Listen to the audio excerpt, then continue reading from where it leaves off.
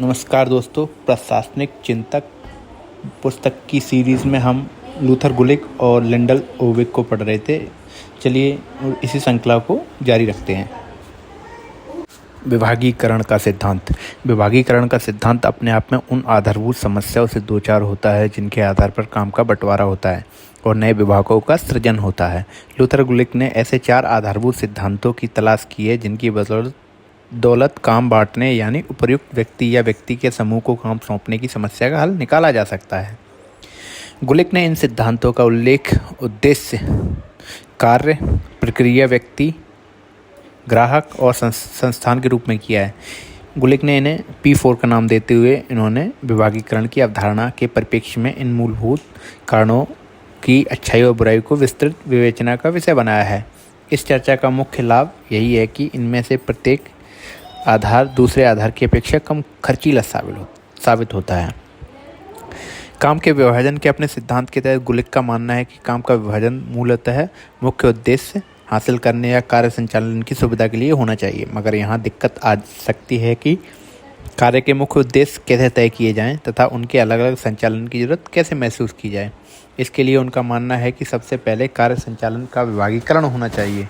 गुलिक संगठन के स्वायत्त होने पर जोर देते हैं और मानते हैं कि इस आधार का एक लाभ संयोजन में आने वाला कम खर्च है।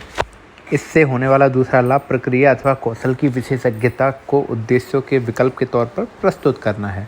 अगर इस आधार को स्वीकार किया जाता है तो समान प्रक्रिया के जरिए संपन्न सभी कामों या कौशलों को एक ही समूह में रखा जा सकता है। इसका कारण यह है कि इनमें एक जैसे ज्ञान, कौशल और प्रक्रियाओं का इस्तेमाल होता है। गुलिक ने व्यापक स्तर पर इसकी अच्छाई बुराई का विवेचन 2 आधारों पर किया है। उदाहरणतः उन्होंने आधारों के रूप में उद्देश्य के लाभों को सूचीबद्ध किया है।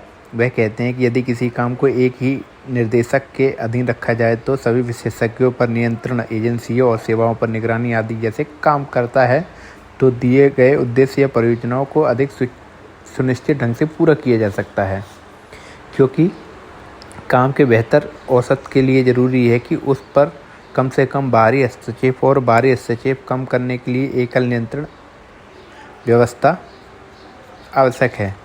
इसके मूल में यह बात है कि अकेले दायित्व वाला निदेशक काम में अपनी पूरी शक्ति लगा सकता है, पर गुलिक इस आधार के दूसरे फायदे गिनाएं इससे पहले वह इनके दोषों की ओर इशारा करते हैं। उदाहरणतः वह कहते हैं, इससे एक खतरा तो यह है कि उद्देश्यों के आधार पर खड़ा किया गया संगठन मौजूदा समय में विकसित हो रही ताज़ा तरीन तकनीकों, यंत्रों तथा इसके विशेषज्ञों का उपयोग कर पाने में विफल रहता है। ऐसा इसलिए होता है कि वस्तुतः उपयोगी और प्रभावी उपविभाग को इस नई और कुशल तकनीक के इस्तेमाल की अनुमति नहीं होती। इस तरह प्रक्रिया आधार के गुणों की गुलिक द्वारा इस तरह विवेचना की गई है। एक ऑफिस में बड़े पैमाने पर तमाम तरह के कामों को इकट्ठा करना, तकनीकी और मात्रात्मक रूप में अपने मामलों में क्षमता का अधिकतम उपयोग, विशेषज्ञता का प्रभावशाली ढंग से इस्तेमाल और काम के विभाजन को संगम बनाना है। इसके साथ ही श्रम के अधिकतम इस्तेमाल के अर्थशास्त्र, मशीनरी की बचत और बड़े पैमाने पर उत्पादन को संभव बनाता है। इस तरह यह अर्थशास्त्र बड़े पैमाने पर किए गए काम के कारण नहीं बल्कि समान मशीनों, तकनीकी और गति के आधारभूत कारण उद्भूत होता है। गुलिक द्वारा प्रतिपादित तीसरा आधार है ग्राहकों की मांग पर काम में विशेषज्ञता हासिल करना। उनके अनुसार किसी विभाग में कार्यरत कुशल सदस्य अपने जैसे कुशल समूहों के सदस्यों का निर्माण करते हैं, मगर यह सिद्धांत न केवल सार्वभौमिक रूप से इस्तेमाल के लिए अपर्याप्त है बल्कि ऐसी संगठनों के बीच दोहराव और वर्चस्व के चलते संयोजन भी मुश्किल होता है। गुलिक ने क्षेत्र और स्थान को एक अन्य आधार माना है जिसके अंतर्गत एक क्षेत्र या दिशा में किए गए सभी कामों को एक साथ जोड़ दिया जाता है। इस तरह एक विभाग की रचना कर दी जाती है। यह आधार किसी क्षेत्र में गहन विज्ञान के इस्तेमाल में लाया जाता है। इस तरह के विभाग के सदस्य भी क्षेत्र विशेषज्ञ बन सकते हैं। विभागीकरण का सिद्धांत एक ऐसे कटु सत्य पर आधारित है कि काम के बंटवारे की बुनियादी सच्चाई को नकारा नहीं जा सकता। आज भी ऐसा होता है कि जब काम के विभाजन की बात आती है तो उप इकाइयों का निर्माण होता है और इस दृष्टि से कोई अंतिम निर्णय लेने के पहले इससे होने वाले लाभ हानि की समीक्षा की जाती है। मगर समस्या यह है कि गुलिक ने साधारणतः इकाईकरण के रूप में काम के विभाजन के अलावा अन्य कारकों पर ध्यान नहीं दिया। उदाहरणतः उनके 4 आधारों वाले सिद्धांत में विशेषज्ञता वाले आधार का निर्धारण उस संस्कृति के द्वारा होता है जिसमें संगठन काम करता है। यही नहीं, पर्यावरण, राजनीतिक कारक और कर्मचारी भी उस पर प्रभाव डालते हैं। इन सिद्धांतों की जमकर आलोचना की गई। इन आलोचना के कई आधार हैं। मसलन ये एक दूसरे से मेल नहीं खाते, ये एक दूसरे से मिलते भी नहीं है और साथ ही अस्पष्ट है। यह भी दर्शाया गया है कि ये सिद्धांत विवेचनात्मक होने के बजाय आदेशात्मक है। यह नहीं बताते कि काम का बंटवारा कैसे किया जाता है, बल्कि इस बात को रेखांकित करते कि काम का बंटवारा कैसे होना चाहिए। इन आधारों से ऐसा लगता है कि संगठन का विकास परिस्थितियों के निर्देशन, लक्ष्य तथा दक्षता प्राप्ति के उद्देश्य से होता है। इस तरह यह कोई भी देख सकता है कि विभागीय संगठन के सभी चारों आधार जानबूझकर न सही मगर एक ही संगठन के लिए अपनाए जा रहे हैं। उदाहरणतः रक्षा विभाग में काम के आधार पर इनमें से एक भौगोलिक उपविभाग हो सकता है। साथ ही इस विभाग में ग्राहकों के लिए एक उपविभाग हो सकता है जो युद्ध विधवाओं के कल्याण का काम देखे। पुनः इसी विभाग में एक लेखा इकाई भी हो सकती है जो कि कौशल दक्षता पर आधारित हो। यहाँ गुलेक और उर्विक द्वारा संगठन के कुछ अन्य सिद्धांतों पर किए गए विमर्श पर ध्यान देना लाभदायक होगा। मसलन ये दोनों लेखक बहुलतामूलक संस्थाओं के पक्ष में नहीं है। इसी कारण ये समिति जैसी संस्था के बजाय एक सर्वोच्च प्रशासक के पक्षधर है।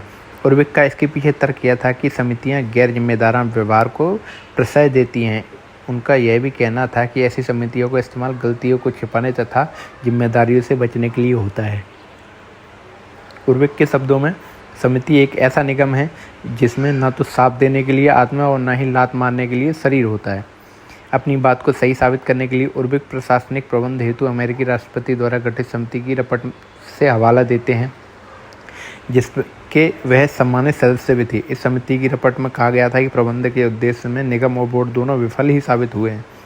उनकी कार्य पद्धति बेहद मंद, भ्रम पैदा करने वाली, अप्रभावित तथा बर्बादी की ओर ले जाने वाली रही है। बोर्ड और निगम दूसरी एजेंसियों के साथ सहयोगी और सकारात्मक रुख नहीं अपनाते। उर्विक अपनी बात की और अधिक पुष्टि करने के लिए कहते हैं कि आमतौर पर सरकार ने बेहतर ढंग से कार्यरत प्रशासनिक इकाइयाँ ज़्यादातर एक ही प्रशासन के नियंत्रण में होती है। गुलेक और उर्विक का यह भी मानना है कि मातहत कर्मचारियों को केवल एक ही उच्च अधिकारी से निर्देश लेने चाहिए। हालांकि जब वे ऐसा कह रहे थे, ठीक उसी समय उन्हें यह ज्ञान था कि आदेश की एकता के इस सिद्धांत को सार्वभौमिक रूप से लागू नहीं किया जा सकता। जैसा कि सर्वविदित है, टेलर ने साबित किया कि कार्य निरीक्षण कार्य क्षमता में बढ़ोतरी करता है, मगर गुलेक इसे ज़्यादा तार्किक बनाते हुए यूँ कहते हैं, हम उन लाभों को पसंद कर सकते हैं जो हमें सिद्धांत के पालन करने से प्राप्त होते हैं। आमतौर पर हम लाभ हासिल करने के लिए हम इसका उल्लंघन करने से बचते हैं, जिसके कारण हमें दुविधा, अकुशलता और दायित्वहीनता का सामना करना पड़ सकता है। स्टाफ का सिद्धांत नेतृत्व की एकता के सिद्धांत में उद्भूत होता है। जब सारे अधिकारी किसी एक व्यक्ति जो कि नेता है के पास होते हैं तो उसे संगठन चलाने के लिए सहायकों की जरूरत पड़ती है। ये सहायक सामान्य और विशिष्ट स्टाफ उपलब्ध कराते हैं। गुलेक और उर्विक महसूस करते हैं कि विशिष्ट स्टाफ किसी अधिकारी का सीधे उपयोग नहीं करता, बल्कि वह तो जनरल स्टाफ को महज सलाह देता है और समय समय पर जरूरी जानकारियाँ उपलब्ध कराता है। आमतौर पर इन सूचनाओं का इस्तेमाल जानने, सोचने और योजना बनाने में होता है। यह स्टाफ मातहत स्टाफ से विचारों के अधिकार के जरिए काम कराता है। सामान्य स्टाफ का मुख्य रूप से काम है विशिष्ट स्टाफ द्वारा मिले आदेशों का अनुपालन करना, संयोजन और नियंत्रण के नाम में विशिष्ट स्टाफ का हाथ बटाना आदि। उर्विक और गुलेक इस सामान्य स्टाफ के लिए जो दिशा निर्देश तय करते हैं वह इस प्रकार है। पहला है, उन्हें विशिष्ट स्टाफ से आदेश प्राप्त करना है। दूसरा है, इन आदेशों को आगे भेजना। और तीसरा है, काम की निगरानी करना। साथ ही इन्हें विशेष काम की जिम्मेदारी लिए बिना ही विशिष्ट स्टाफ के काम में हाथ बटाना चाहिए। प्रशासनिक प्रबंध पर राष्ट्रपति की समिति के बतौर सदस्य गुलेक ने सभ्य संगठन के अपने विचार बनाए और उन्हें लागू किया। इसी परिकल्पना के चलते अमेरिकी राष्ट्रपति के अधीन विभिन्न एजेंसी की अवधारणा विकसित हुई।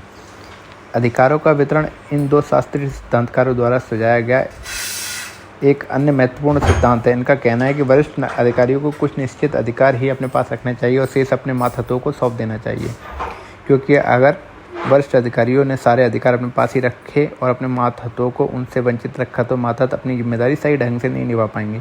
ऐसे में संगठन अपने निर्धारित लक्ष्य नहीं हासिल कर पाएगा। गुलिक और उर्विक ने इस पर चर्चा की कि दायित्व कहाँ और कैसे सौंपे जाएं।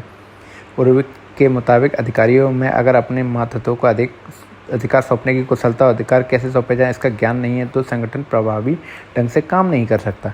उन्होंने जोर देकर यह भी कहा कि जिन परिस्थितियों के पास अधिकार है उन्हें अपने मातहतों के हर काम की जिम्मेदारी व्यक्तिगत रूप से खुद लेनी चाहिए। वे कहते हैं कि अधिकार और दायित्व एक ही सिक्के के दो पहलू हैं। ये दोनों समान, बराबर और परिभाषित होते हैं। इसलिए इन दोनों ने दायित्व और अधिकार के एक दूसरे से जुड़े होने के सिद्धांत पर जोर दिया है। विस्तार के नियंत्रण का सिद्धांत इन वास्तविकता पर प्रकाश डालता है कि कोई भी अधिकारी एक समय में एक निश्चित संख्या से ज़्यादा मातहतों को नियंत्रित नहीं कर सकता। इस पर उर्विक का विचार है, कोई भी उच्च अधिकारी एक समय में 5 या ज़्यादा से ज़्यादा 6 मातहतों के काम का ही निरीक्षण कर सकता है जिसके काम आपस में एक दूसरे से जुड़े हों। वह यह भी कहते हैं कि यदि मातहतों की संख्या में अंकगणितीय ढंग से वृद्धि हो रही है तो उनके काम पर प्रभावी निरीक्षण के लिए अधिकारियों और मातहतों के बीच ज्यामितीय रिश्ते विकसित होने चाहिए। परंतु तादाद को लेकर उर्विक रूढ़िग्रस्त नहीं थे। इस बात का यह सबूत है कि वे नियंत्रण के सिद्धांत के बारे में कहते हैं कि जरूरी नहीं है कि किसी भी संस्था में इसे सख्ती के साथ लागू किया जाए, मगर उनका कहना था कि यदि बहुत उपयोगी सामान्य सिद्धांत है जिसका संगठन की कमजोर परिस्थितियों के परीक्षण हेतु अधिक अच्छे ढंग से इस्तेमाल हो सकता है। गुलिक उर्विक की तरह इस बात से सहमत नहीं थे कि मातहतों की कम से कम संख्या निश्चित की जाए जिससे कि अधिकारी प्रभावशाली ढंग से उन पर नियंत्रण रख सके। इसके बजाय वे कुछ इन कारकों पर ध्यान देते हैं जो विस्तार के नियंत्रण को दृढ़ करते हैं। उन्होंने ऐसे 4 कारकों को चिन्हित किया था। पहला है, विस्तार सबसे पहले व्यक्तिगत रूप से सुपरवाइजरों पर निर्भर करता है। दूसरा है, तीव्र बुद्धि और प्रभावशाली व्यक्तित्व वाला उच्च अधिकारी अपने मातहत अधिकारियों पर आसानी से प्रभाव डालता है। तीसरा है, जहाँ पर सभी मातहत कर्मचारी एक ही तरह से काम में लगे हों उनका प्रभावशाली ढंग से निरीक्षण करना आसान होता है। चौथा है, विस्तार ऐसे संगठन में आसानी से संभव होता है जो लंबे समय से अस्तित्व में है, क्योंकि ऐसे संगठनों में प्रशासन के नियम, प्रशासन संस्कृति, तौर तरीके और तकनीकी सुगठित हो जाती है। साथ ही लंबे समय अंतराल के कारण उच्च अधिकारियों की कम से कम आवश्यकता रह जाती है।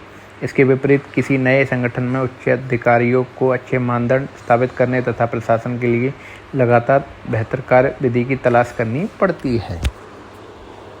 धन्यवाद दोस्तों। इस सीरीज़ का अभी एक आखिरी वीडियो और आना है जिसमें लोक प्रशासन में समय व मानवीय कारक और उनके आलोचनात्मक मूल्यांकन के बारे में हम चर्चा करेंगे।